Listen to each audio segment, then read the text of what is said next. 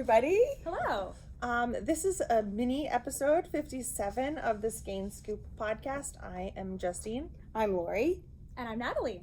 Yay. Also known as Knitty Natty. Yes, also known as Knitty Natty. That's what you're supposed Welcome to to say. episode 57 of the Skein Scoop Podcast. We're glad Nice. someone knew.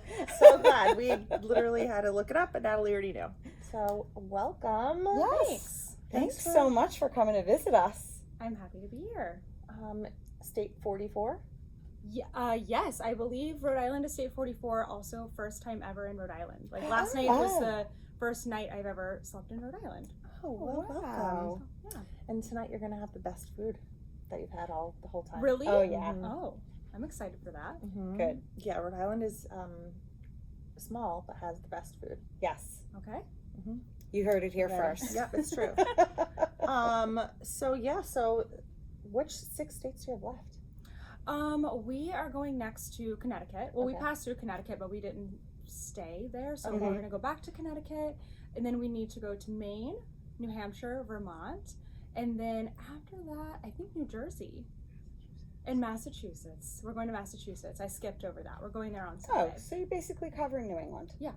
Nice. All of them. And a lot of them are new states for us. Like I've never visited, never been before.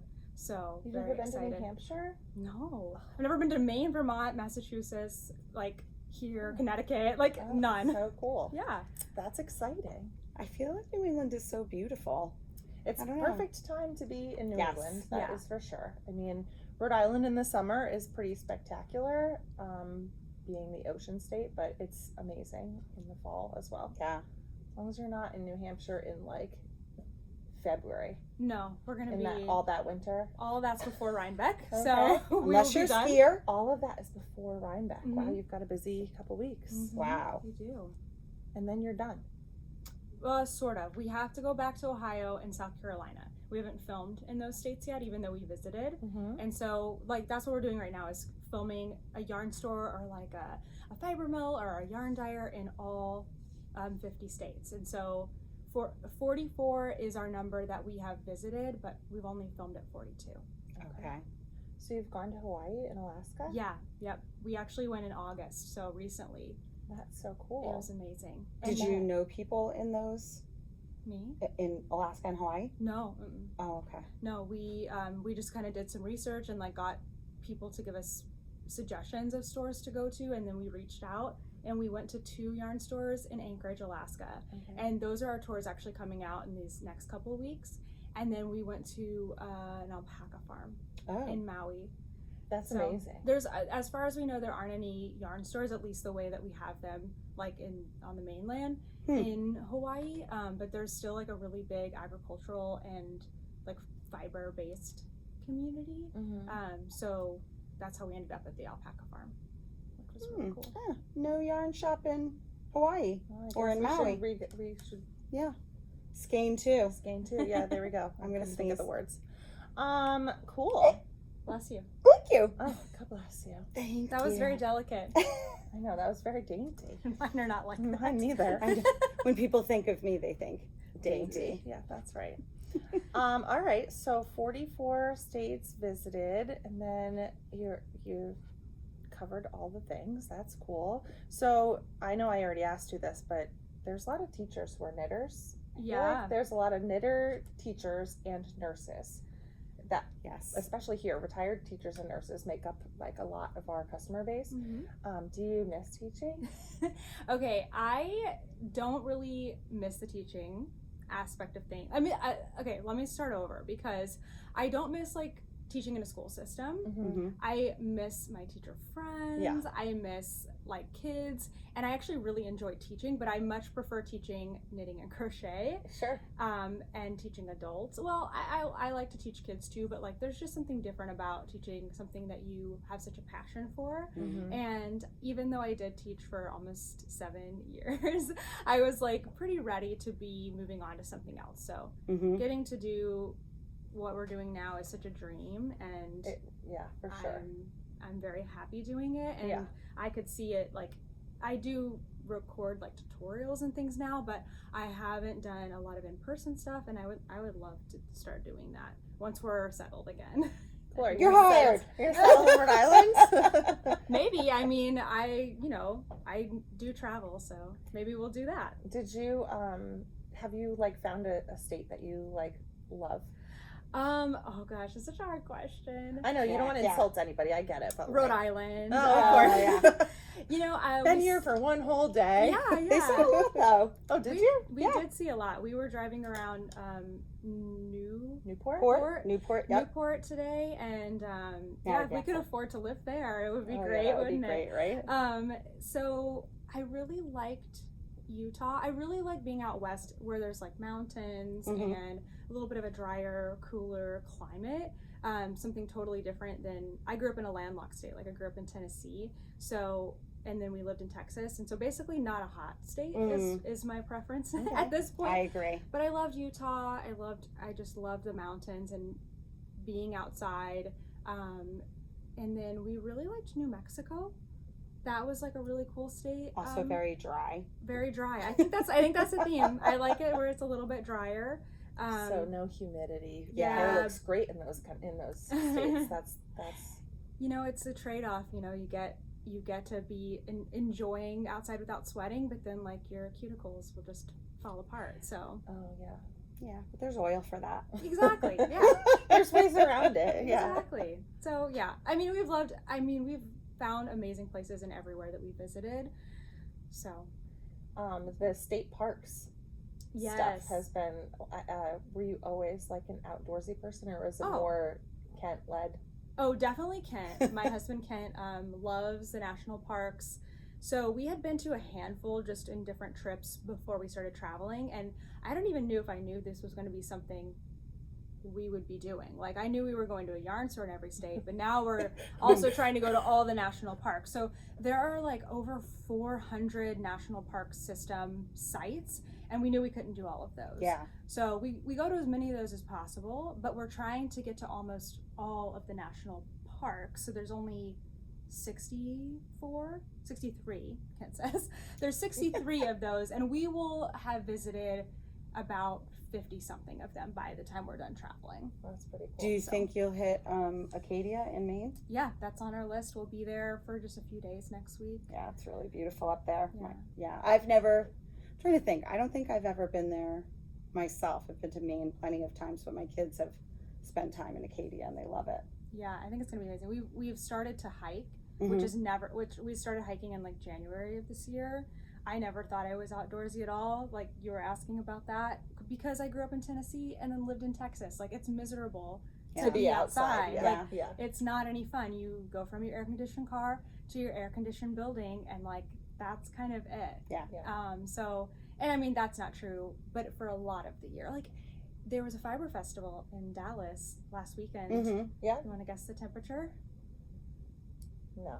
99. Oh, That's crazy. I know. It's And people are buying yarn. Oh, absolutely. outside. Like the fiber community is strong Yes. in Texas. Yeah. But it's like it's not the same. Like when we moved to New York City and I was getting to wear my hats and my sweaters more, I was like, I like this. Yeah. This Yeah. is nice. So when you lived in Texas and Tennessee, were you knitting in always? Like when did you start knitting? Yeah, I would knit all year round. It didn't Matter change. on the weather, yeah. Yeah. I think I changed a little bit, maybe the things that I was making, because I could wear more, but like stuff like this is great in Texas. But you're a process knitter more than a product knitter, would you say? Like you have to be knitting something? Which one's which? Like I have like 47 projects and I don't really care if I don't finish them. I just have to touch them every day or something. I am definitely, as everyone knows, a process knitter. The end product isn't as like important as just like having the time to sit and focus on just knitting. I would say then I'm a product knitter. Okay. Like I'm definitely thinking about my projects with the end product in mind, like thinking of things that I will want to wear and that I will want to use. Sometimes the yarn might like inform that a little bit, but I'm definitely always thinking about the end product, and I like enjoy finishing things. I enjoy having things done or working towards the end of something. Like this hat right now, I have been working on, feels like for a little too long. I think it's only been a few weeks. And so, isn't that nice? Is it a Beautiful. Musselburgh? It is a Musselburgh hat, and gorgeous. I have like a lining yarn. This is my Alaska hat. I got all this yarn in Alaska. So my lining Okay. yarn is a Kiviot, which is muskox. It's extremely soft and extremely warm, but it's very delicate, and it was a little tricky to work with. I had to pull out my DPNs and work with wooden needles because my metal ones were just too slippery. It was just hard to work with. So now I've switched over to just a more standard fingering weight yarn that I also got in Alaska. That's But a I want to gorgeous finish color. this by the end of the month. So my goal is 1 inch a day, and that's 10 rounds. So I have my marker in here. Let's see, I've already done 4 rounds today. Okay. So I need like another 45 minutes to an Very hour, good. and then I'll be like, boop, into my next project. So I really like to like get things finished. I always liked when you were podcasting in New York and you were showing like your monthly goals. And Yeah. And I always wanted to be that person. I'm pretty organized, but I Me too. yeah, you're super organized. Is that sarcasm? Yes. Okay. I'm like I have this idea. It's like a joke around here. That's such a great idea. Write down all your things, write down a goal for your project. And I cannot be that person with my knitting because I just cannot force myself to do that. It is really funny. It's funny. I've noticed that about you because you are a very organized person, but then when it comes to knitting, all of a sudden out of the blue, she'll be like, Oh, I'm casting this on. She has shown up here there's actually a funny video of her showing up here in the middle of the night just to wind yarn so she could get Has something started. on. Yes. I think that's great. Like, I don't think you have to be that way. It doesn't matter. Like, it's supposed to be fun. And for me, it is a weird kind of fun to be ticking things off of a list. Oh, I love But like, a maybe list. you're doing that in all the rest of your life. And I so totally knitting needs am. to be, My spontaneous. whole life is scheduled around my Yeah. children and getting them from place to place, and Yeah. so I think that's totally it. Yeah. I mean, I do have a deadline for certain things, like But Yeah. think about the way that our current knit along happened. That was, pretty impromptu. yeah. So we had a trunk show here with Needles at the Ready, and we were just picking out projects, and Lori was like, help me pick out a project. And so I pulled up stuff on Ravelry and I said, oh, how about this brioche shawl? So she picks out 2 colors, and right away I'm like, well, I want that. That's Right. not fair. FOMO. I want to do it too. And then I was picking out colors, and Kevin then was like, Kevin well, and what Ray are are you like, doing? yeah. And I was like, oh, we're going to do this. And they were like, knit along. And we're Yeah. like, sure. So yeah, I guess some of it. It's hard working in a shop. You probably remember this from working in a store, but Yeah. when new things come in, I'm like, I want to touch it. I want to make something. I have all the best intentions of finishing it right away as a sample. But Oh yeah, I didn't bring home like any money working at a yarn shop. I just spent my paycheck on getting more yarn. Granted, I was in high school and college. But yeah. a little more responsible now, I like to think. When, how old were you when you first started in it? I learned to knit when I was about 13, and I, just with stuff, I really liked Lion Brand Homespun. I made like a bajillion blankets out of that. It's actually very soft as a blanket. Did you teach yourself? No, my grandmother taught me the basics. She taught me just the knit and purl stitch, but then by the time I got around to making a new project, she was like, this is as far as my skill set goes. Yeah. And so I did get, at that time there was no YouTube, like YouTube, I don't even know if it had started, but there certainly weren't any tutorials on YouTube. Yeah. And so my mom, even though she wasn't a knitter, was pretty crafty, and so she was like, let me take you to a craft store. So I got some books, went to the library, got some books, and I learned a lot from that. And then she was actually the one who found my very first local yarn store, Bliss Yarns, and she was like, I saw this yarn store. I'm like, there's yarn stores? Like, there's places that just sell yarn? That's wild to me. And I think I was 15 at the time, and she'd learned about the, like social night.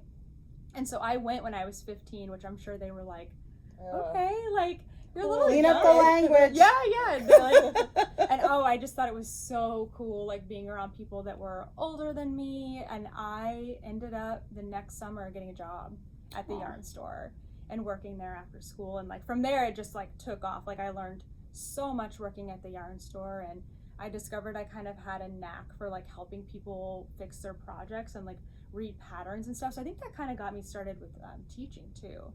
But yeah, from there it was just like I was obsessed with knitting. It's a great story. Yeah. Yeah. I love the fact that so many people that you talk to were taught by their grandparents. You were taught by your grandmother, right? Yeah, my grandma taught me when I was like 11 or 12. And then I taught my niece, my son, my nephew. They all know how to knit. But yeah, my grandmother sort of similarly, she was really, really talented. She made us stuff always. And my grandfather, when he was in the war, she would make him like Argyle socks, and she was like really, really, really good. And then as she got older, I think it was frustrating to her that she couldn't do it as well as she could, but it made her really happy to see anything I was doing. And I think that was such a huge connection for me and her. I think that's awesome. Which is amazing too. I mean, even some of our customers that we have here, like having that person to talk to about your knitting and stuff that's going on in your life is like the basis of why we do it, right? It's fun and it's relaxing, but it also brings us together, and I think that's really cool. My favorite thing ever is the weekly gathering, coming to a yarn store, seeing people, you know, catching up with them. And now that we get to like, I don't know, kind of like we get to come into stores and do it for like one night, mm-hmm. and just kind of witness like a community, and it's really cool. Yeah, it's really that was really the impetus for me, you know, when I was thinking about, you know, having my own shop. It was just as much about the feeling that I had being around those people as it was about the yarn. And I mean, look, we all love, you know, we love fiber, you know, we love color, we love the way it feels, but it was really all about, you know, how I felt when I walked through the door of, you know, Love to Knit. And yeah, and I'm still close with so many of those people to this day. I did have a question about your stash. Oh yeah. Because you like spent a whole year getting rid of your whole stash, yeah. so that you could get in a van. And wow. then like, does it feel I know that you have collections and collecting things, and does that like stress you out at all? Or? Yeah, it does stress me out. So I spent all of 2022 downsizing my stash, and actually it started even before that. I was kind of changing like the way that I knit and gathered yarn, and so I had like a lot of yarn still from when I started knitting and crocheting that I just didn't really work with anymore, and that was making me feel guilty too. Mm-hmm. Luckily I was still teaching then, and I had an after school knit and crochet club. Oh, at your school? Yeah. Oh, that's so cute. They were more than excited to take all of that yarn, so like I just was like giving yarn away to my students, and that was awesome. Mm-hmm. So I had already started that like in the couple of years leading up to our move to New York City, and I downsized even more. And then, yeah, all of 2022, I went from like 50 or 60 skeins of yarn down to 1. Yeah. And I have a whole series about that. Like I kind of checked in every couple of months on that. And it wasn't actually for the van, because at that point I didn't know we were going to be traveling. I was just doing it for me because I felt like I needed a fresh start with my stash, and it just worked out well for me. I don't think that everyone needs that. I don't think that everyone should have no stash, but I was like, I need to try this for me because this feels right. So after that, I kind of maintained a pretty much like I would bring stuff in, I would work on it, and then, you know, maybe I'd have yarn sit for a little bit, but it kind of like detached that feeling of like I need to hold on to everything that I buy. I still buy yarn like all of the time, but then once I get it and it's sitting there for a while, and I'm like, you know what, actually I really enjoyed supporting that shop, I really enjoyed buying that yarn, but this yarn is not for me, and it's so easy for me to give yarn away now. That's good. So it kind of like it switched like a mental thing for me, and I don't know, it's definitely like a privilege to be able to like buy yarn and give it away, but it's been so fun to do that. So now getting into the van stuff, I didn't really have a plan when we started out. Like I was coming with almost no stash, but I wanted to buy yarn in every state. Mm-hmm. And so I'm like, okay, cool. I'm gonna buy like 1 skein of yarn in every state. I'm gonna make this like really cute blanket. I needed to figure out like how I was gonna make this blanket. And then we started to go to more than one yarn store in every state, and then we would go on like a yarn crawl, and then we would go to a festival, and then I have this tiny space in my van that I keep my projects and my like bag of tools, and I have this like book prop thing because I like to knit and read at the same time, and it's all just like this little space, and so nothing could fit in there. So then I have tote bags of yarn on the floor, and it was just making me feel overwhelmed. Yeah. So I am still collecting yarn in every state. That didn't change, but I kind of have to switch. Like I'm only getting like a couple of skeins of yarn everywhere instead of buying more and more and more, and then I just ship it to my parents, because right now we don't have another residence. Like we are living in our van, and then we go and stay with my parents for a little bit, and so I just ship it home to them. So I probably have about 100 and something skeins of 80 grams, because my blanket that I'm making only uses like 20. Yeah. That I'm gonna do something with. Like I'm gonna either separate it into kits and like give it away to people, or like maybe make one more project with it and then separate it into kits and give it away to people. But like I have all this amazing yarn from so many different hand dyers from so many different places that I've used and enjoyed, and then now it's sitting there and I'm like, like I don't know what to do with all of this. Is your mom like, oh my gosh, another box? No, not really. She they're empty nesters. Oh yeah. Right. So my mom loves when we come and stay there. Like she's like, whenever we do come and we like stay a little longer than we originally planned, she's like, stay as long as you want to. Oh, so I don't think she's really bothered by it.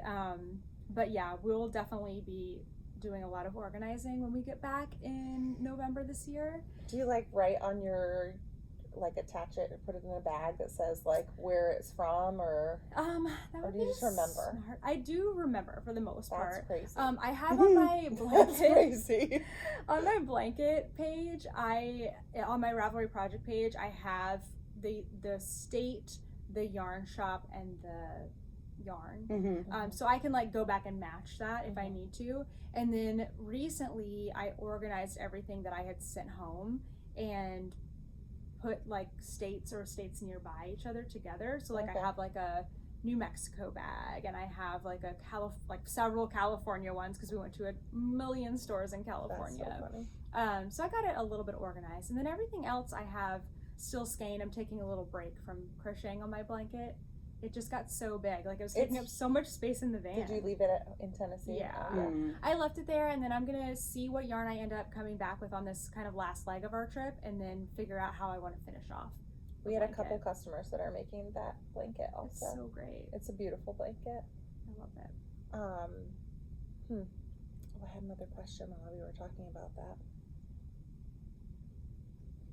Oh, I know. You were initially thinking about making some kind of like state map kind of blanket. Yeah. Don't do that, Rhode Island will be so tiny. That's not fair. It'll be like one stitch. I know. You only have like the tiniest little block. I do want to make that, but then I'm also like, is that really who I am as a knitter? Like, I'm not the kind of person who, I like a portable project.